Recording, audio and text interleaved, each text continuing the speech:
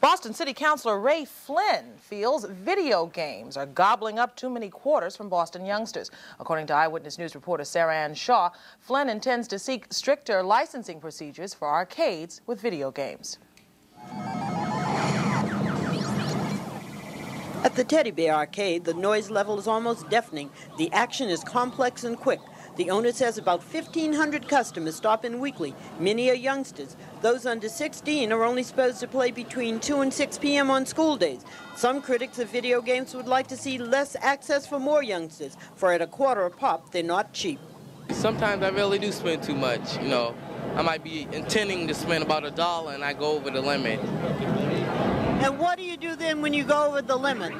Go home. I asked an adult player if he thought youth play should be regulated more.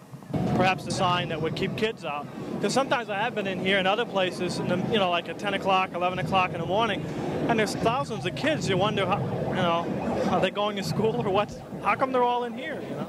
Despite intense concentration, some players lack the coordination to do well at the game. Others, particularly young people, do very well. City Councillor Ray Flynn says some parents are concerned that the games are spreading into their neighborhoods. Flynn wants to see laws that would keep youngsters out of arcades before and during school hours and late at night. Certainly that should be the first step taken. Some of them are saying they're doing it voluntarily. The police are informing me that they're not doing it voluntarily, so I think it has to be built into legislation. My experience has been is that the licensing division, when they approve a license, will impose restrictions designed to avoid any access or any use of the premises by minors. Video games are seductive, challenging, and expensive.